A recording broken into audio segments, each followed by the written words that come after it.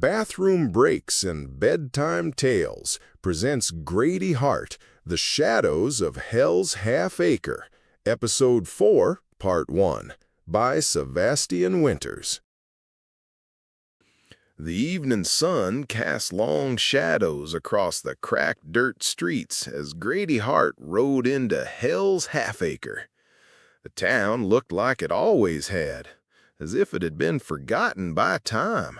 Ramshackle buildings, windows dark and broken, with the weight of despair hanging in the air. Crow, Grady's horse, snorted softly as they approached the stable, sensing the tension. Grady slid off Crow's back, his boots stirring up dust, as he handed the reins to an old stable hand who clearly featured even less chit-chat than Grady himself. The pair didn't speak. Instead, Grady gave a quick nod and tossed the man a coin. The old man deftly caught it, slipped it into his pocket, grabbed Crow by the reins, and led the horse away toward food, a stall, and water. "Sadie's over at the saloon," the old man called over his shoulder. "I can't say she'll be too happy to see you." Grady didn't reply. Grady took a long, deep breath full of cool air, let it out slowly, then turned toward the saloon. He wasn't here to cause trouble, just a place to lay his head for the night, maybe a bite to eat. Atlanta was still a long way off, and the road ahead wasn't getting any shorter. The mystery of Tom Parker sat restless in his mind. The saloon doors creaked as he pushed through, stepping into the dimly lit room. The air inside was thick with the smell of whiskey, sweat, and smoke. A few men sat hunched over tables, their eyes flicking toward Grady, measuring him as he walked in. He felt their gazes, but he didn't care. He'd been through enough towns like this to know what to expect, and he definitely knew this one. Grady smirked when he saw the sign, "Beer, Beer, or Beer," mounted on the cash register. He walked up to the bar and pointed at the sign. "And a shot of whiskey," he said, his mouth curling into a rare grin. "All we got is beer," said the curly-haired brunette bartender with the face full of freckles he remembered so well. "I didn't stutter," Grady said. The two locked eyes, both tensed like two animals who weren't sure if they were gonna play, fight, or procreate. After several tense moments, Sadie shrugged. "I heard you were dead," she said, as she reached under the counter for her half-empty secret bottle and 2 shot glasses and poured them each a drink. "I am," he replied. "Or at least I was." "I'm not even going to ask you what you're doing here." He swallowed a shot of whiskey and silently indicated his desire for another. "Just passing through." "You gonna stop in and see her?" Grady shook his head. "Room's upstairs if you need one," she said, her voice carrying a tone of indifference. "Thanks," Grady muttered, taking a sip of the whiskey. It burned on the way down, but it didn't ease the knot tightening in his chest. "Sadie, Save it, Grady. I don't care. It's just good to see you." The moment was interrupted by commotion in the corner. Grady turned to see a tall, bulldog-shaped man in the far corner of the room who had what seemed to be a less than pleased blonde woman by the arm, holding her just a little too tightly for Grady's liking. The woman, her face pale, looked like she wanted to bolt but didn't dare. "That's Crowder," Sadie said quietly, following his gaze. "Showed up about 2 years ago. Basically runs the town, or thinks he does. Been after her land since her husband went missing." Grady's jaw clenched as he set the glass down. "Missing?" "Delia Tanner," Sadie replied. "She and her husband Amos came here from somewhere down south, bought the old Renford place. She's on her own now. Amos just up and disappeared a few months back. Crowder's been circling ever since." Grady hadn't come here to get involved in anyone else's fight, but something about the way Crowder held Delia like she was his property rubbed him the wrong way. He stood up from the bar, his boots thudding against the floorboards as he crossed the room. The saloon went quiet as Grady approached. Crowder didn't even look up at first, his fingers tightening around Delia's arm. Grady stopped a few feet away, his hand resting near his hip. "Let her go," Grady said, his voice low, calm, but with a warning buried in it.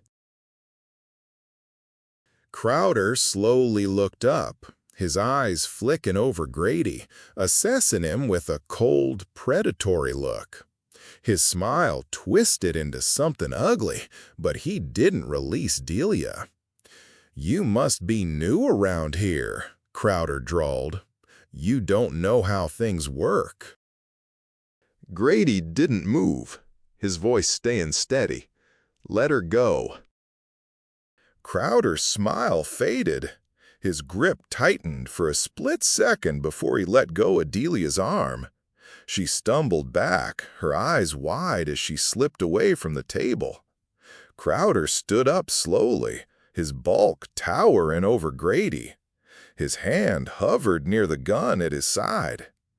"You don't want to make this your problem, stranger," Crowder said, his voice dropping low. Grady didn't flinch. His own hand was near his Colt, but he didn't draw. "Seems like it already is." Before the tension could snap, a man a few years older and a few pounds heavier than Grady, wearing a 5-pointed brass sheriff badge, walked in, flanked by 2 deputies. His eyes swept the saloon, taking in the scene between Grady and Crowder. Grady smirked. "Shit," he muttered under his breath. "What's going on here?" the sheriff asked, his voice calm but edged with authority. Crowder stepped back, flashing a smirk. "Just a little misunderstanding. This fella doesn't know his place yet." The sheriff looked Grady up and down, sizing him up. "You new in town?" "Passing through," Grady replied, his tone even. The sheriff gave a tight nod. "Then I'd suggest you hand over that gun for the night. Best not to stir things up while you're here." Grady's jaw tightened, but he knew when to back down. "Yes, sir, Sheriff," he replied. Slowly, he unbuckled his gun belt and handed it to one of the deputies. "I'll want that back in the morning." "You can get it from Mom when you show up for breakfast in the morning." "You two know each other?" asked Crowder. "Used to," said the sheriff. "This here's my baby brother." "Half-brother, Brett," Grady said, "and I don't want to see her." "Fine, then I'll just keep your gun at the station. You can have it when you leave." Crowder frowned and addressed Brett. "Tell your little brother to stay out of my business, Sheriff. I don't take too kindly to it." Brett and Grady locked eyes. "You heard the man, Grady. You need a place to stay?" Grady pointed toward the stairs. "Well, maybe it's time you call it a night then. What do you say?" Grady took a long moment and looked each of the men in the eye silently, his face unreadable. Without saying another word, Grady slowly turned and headed toward the bar, grabbed the key Sadie had placed on the counter for him, and then upstairs to the room he was promised, tension still thick in the air behind him. The flickering light of the oil lamp casting long shadows on the walls as Grady lay on the bed in his small room. He thought back through the evening. Sadie looked good. Her father looked the same as he always had, like time had forgotten to grab him and bring him along for the ride. Brett had lost a few steps, probably all that home cooking Debbie provided. He still didn't want to see his mother. He hadn't come to Hell's Half-Acre looking for trouble, but trouble had a way of finding him. Grady knew Crowder wasn't done, not by a long shot. Men like him didn't let challenges slide. The night was quiet, but the stillness was uneasy. Then, in the distance, Grady heard the sound of hoofbeats, several riders moving through the dark. His instincts sharpened. He stood, moving quietly to the window, peering through the small crack in the shutters. Crowder's men, half a dozen of them, were riding through the town, lanterns swaying in the night air as they hooped and hollered. It didn't take much to figure out what they'd been up to. They all looked like they'd found the rest of Sadie's private batch of whiskey, and he knew instinctively where their drunkenness would send them next: the Tanner homestead. Grady grabbed his boots, pulled them on, and headed downstairs. His colt was at the sheriff's station, but that wasn't about to stop him. Sadie would have a shotgun stowed neatly behind the bar. He slipped down to the saloon, found the expected weapon and a stash of ammunition, and made his way to the stables.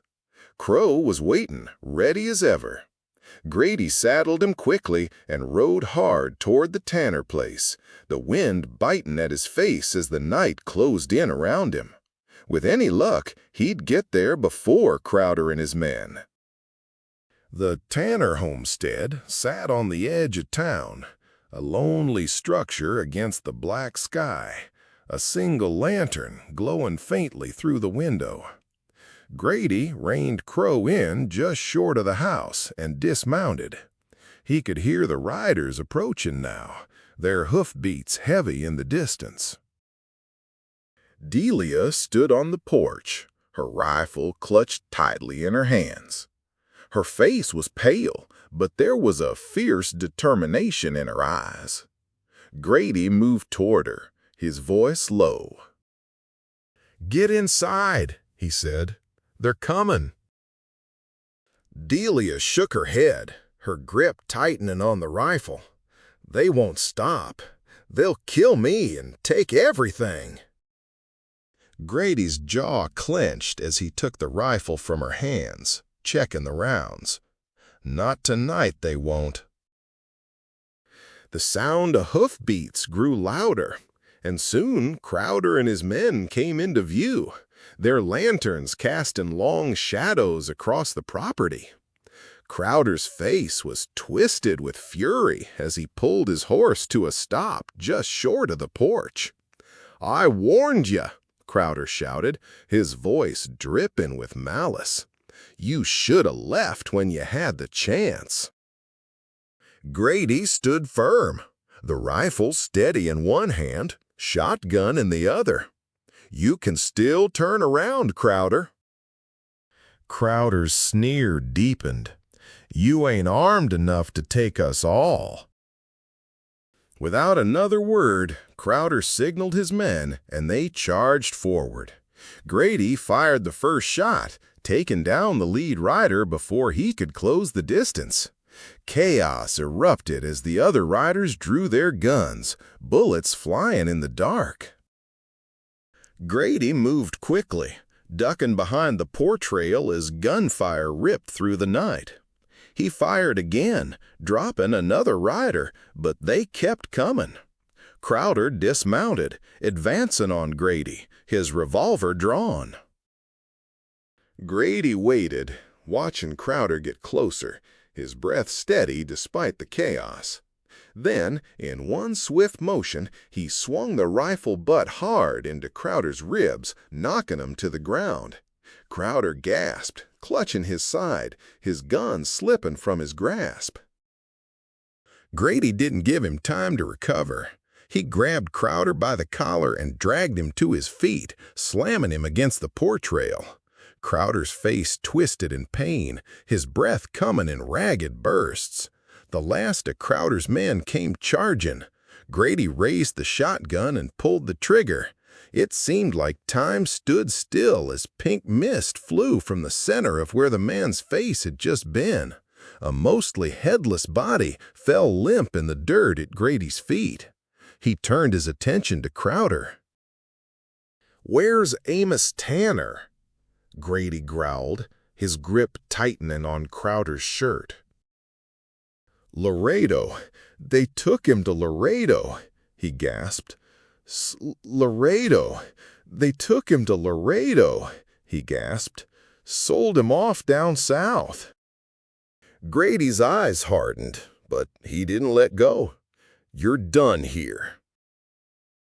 With a swift motion, Grady knocked Crowder's head into the rail, knocking him out cold. "Get some rope," Grady said to Delia. "I'll send Brett back for him in a while." He turned to go. "Wait, where are you going?" asked Delia. Grady stopped. He thought of his quest, his missing year. Tom Parker, Atlanta. He let out a deep sigh. "Laredo," he said, as he stepped into a stirrup and swung his leg up over the saddle. "I'm off to fetch your husband." Without another word, Grady spurred Crow forward, riding away from instead of toward the rising sun. Atlanta would have to wait. The job wasn't finished.